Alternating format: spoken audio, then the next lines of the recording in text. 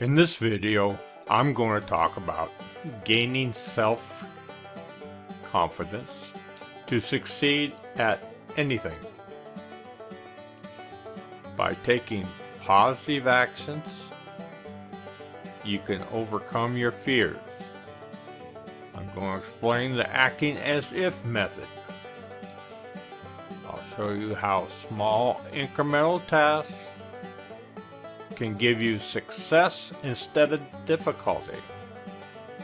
I tell the John Lyons story, and it's a sense by the inch, but it's hard by the yard. And by the way, my name is Dale Anderson. Please subscribe to my channel if you like my content. Gaining self-confidence to succeed in anything. Now, at first, this seems like a bold statement. However, I can guarantee you, if you don't have self-confidence, you're not going to be a success. Where does self-confidence come from? How do we get it? Why don't I have it? The answer to all these questions can be answered with one word: you. Self-confidence starts with you. Your perception of yourself and what other people think about your actions and behavior. For some of us, a lack of self-confidence only affects our high ambitions. You might have always wanted to get up on stage, or be a professional singer or actor, for example. Perhaps your life dream is to travel the world, visit different countries or cities, but you don't have the self-confidence to do it. For others, the problem of self-confidence is much closer to home, in the office, business meetings, public speaking events, or presentations. Self-confidence issues affect most of us at some time, and we can usually find a way of getting around the problem. Avoidance is one tactic we often use. If we can get out of an intimidating situation, we'll make up excuses not to take part. However, there are times when we can't get out of it, or we really don't want to. If a lack of self-confidence is preventing you from doing or trying something new, or from succeeding in your working life, it's time to do something about it. Hi, at this time, I want you to consider going down below and leaving a comment. Now, if your comment requires a response, I'll be glad to do that. So do that now. Thank you. The starting point in improving your self-confidence is understanding what causes the problem. Low self-esteem. Not believing in yourself or your ability. Feeling inadequate compared to your colleagues or friends, or even trauma from your childhood. Taking positive action to overcome your fears is the next step to help boost your self-confidence. A simple way to do this is by taking on small challenges. You have allowed your brain to associate certain events or actions with fear, so you've already preempted the outcome of these situations. By taking a small step towards conquering this, you will find that the result is most likely not as bad as you think. In fact, you'll probably be surprised about how good you feel, and your self-confidence will instantly increase. When I was going through a midlife crisis and changing careers, I read a little book that talked about acting as if you already are. Or what?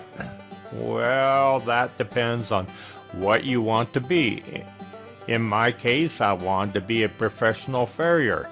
So the next 19 years, I act as if I was a professional farrier and actually became one within a year. Completing small tasks rapidly build up my confidence and my farrier business at the same time. I am now a retired farrier, so no longer act as if I am a professional farrier. I act as if I'm a personal coach, which serves me and my clients much better. When you've completed your first small challenge, congratulate yourself on achieving your aim. A small reward can often help. You're already on the right path to improving your self-confidence. You're ready to take it to the next level. Click on the confidencecommando.com link in the description block below, and I will send you new and updated information as well as inspirational materials to your inbox. You may unsubscribe at any time, so there is no further obligation. Now, this doesn't need to be a huge task. You don't want to undo all the good work. Building up your self-confidence takes time. And while you might want to leap ahead, it can be a good idea to take things slowly at first.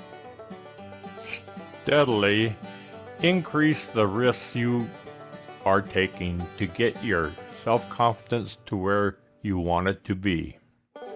Risk taking does not, of course, mean jumping off a bridge, but the perceived risk of something happening as a result of your action is usually the biggest barrier with self-confidence. John Lyons, a well-known horse trainer, demonstrated a perfect example of small, incremental risk-taking. He saddled up a horse for its first ride. He would stand up in one stirrup for just a second at first and get down, and do it again, increasing the time standing in one stirrup each time.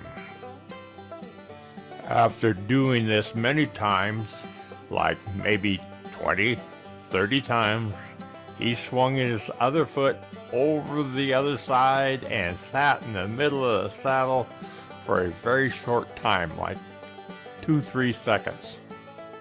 Then John bailed off that horse before it knew it had even been ridden, and pronounced that he and the horse had just completed their first successful ride.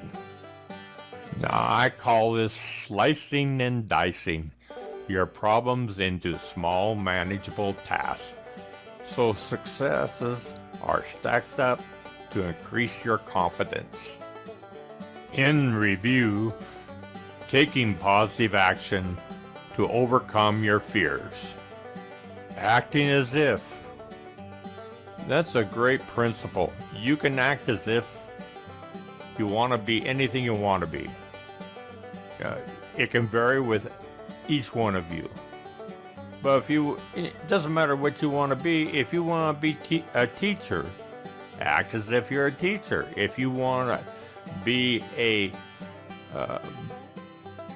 writer, act as if you're a writer, which means you take the time to do the tasks to improve yourself, to become what you want to be. When taking incremental tasks or actions, strive for success, not difficulty. Multiple small successes are easier and usually more successful than one big difficult one. There's more to the John Lyons story. I learned a lot from John because he did a lot of things. He broke the horse training process down into small increments. I mentioned the slicing and dicing, and I just learned a lot from the man and his methods, and I continued to use them in training horses. And as I got older and as my arthritis got worse, I broke the process down into even smaller steps so that I kept my confidence level up, and a horse knows if you're confident or not. And it actually prevented injury and made for a much better horse.